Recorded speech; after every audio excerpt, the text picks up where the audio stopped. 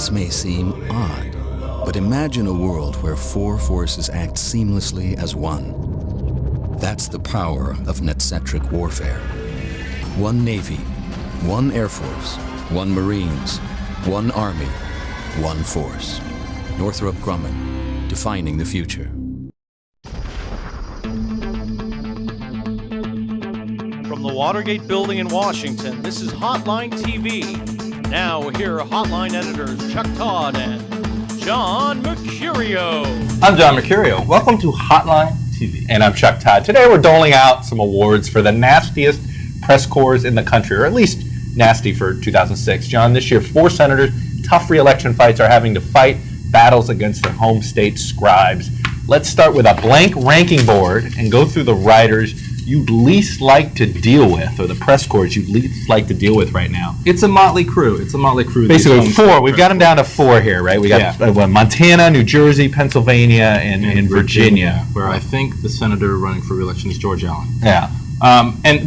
For different reasons, each of these senators is dealing with a sort of cantankerous relationship. Well, let's go bottom up. We have an idea of what we're gonna have as our top, sure, the most contentious. So I'm going to start at the bottom with who I think probably, considering the situation and considering how aggressive the media organizations in his state could be, I frankly think Rick Santorum is getting a relatively free ride. He's got a tough race. Free ride is not free is. He's getting a little easy. You're exactly right. I he's getting a the word. Fair ride. He's getting a relatively easy ride compared to the compared to his other buddies. Yes, compared to his other buddies. No, I agree. Look, the Pittsburgh Post-Gazette editorial page has been very acrimonious. Right. There have been occasions where it's gotten rough, but overall it seems that they're both, the Philly papers haven't completely gone in the tank yet for Casey. The reason for that is that none of these people like Casey either. I mean, most of Rendell has got the Pittsburgh papers and the Philadelphia papers, obviously, locked up. Interesting theory. And Rendell's never really tried to extend that goodwill to Bob Casey. Casey hasn't done it yet. Yeah, it might be. That's not a bad theory. All right, what's next?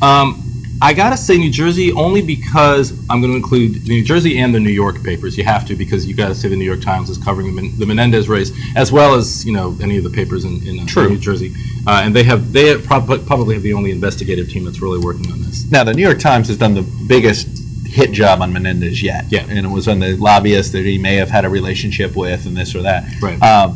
But he has a couple of papers that will give him fair coverage. It's not as if he's got the entire press corps turned off of him, though. I think the Star-Ledger ends up being a relatively fair paper to him. The Bergen County Record. But the New York Times and the Philly Inquirer are probably the toughest on him. And those probably have the two bigger readerships, and even bigger readerships of the two. And they certainly set the agenda for the local television coverage, which is more important. Now, I know that George Allen would disagree that he is not receiving the most unfair media treatment of any incumbent but he is receiving the second most unfair. But he is receiving the second. He still has the Richmond Times-Dispatch. He still has the Richmond Times. Yeah. I'm speaking for the most part about the Washington Post and his increasingly cantankerous relationship, not just Allen himself, but Dick Wadhams, his campaign manager. The other problem that Allen's got is it's the National Press Corps that wants to jump on this thing, and they want to report it more, and they want to get into it. The New York Times has not had a kind story yet. And that was always the case. That's always something we knew about this race with the Washington Press Corps, based right across the river. It was too easy to get involved. From Virginia, it was too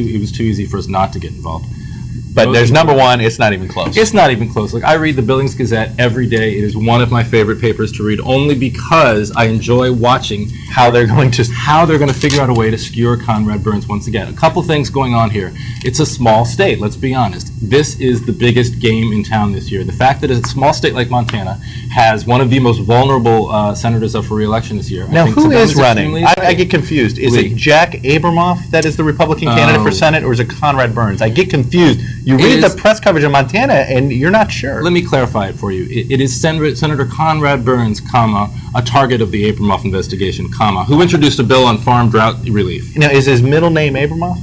Or is he from an Abramoff, Montana? Is there a town called Abramoff, Montana? Maybe that's why they keep referring the name Abramoff. I mean, you literally could do Alexa search, and it would be just as many Abramoff hits as there are Conrad hits. The other thing you see in a lot of these Montana papers, whether it's Bozeman or Billings. Hey, John Morrison feels about the same way. They skewered him, too, during the primary. Can I impress people with my knowledge of Montana papers? Or the Helena Independent, that's right. Yeah, to Helena back. It's that the Democratic governor of the state, Brian Schweitzer, no friend of Conrad Burns, has charmed the pants off of these people. Every Reporter in that state loves that guy. The fact that he ran against Burns and narrowly lost in 2000, I think, contributes to the way they treat all of these guys, though. They all, you know, they're hurt because they immediately assume the press corps is out to get them.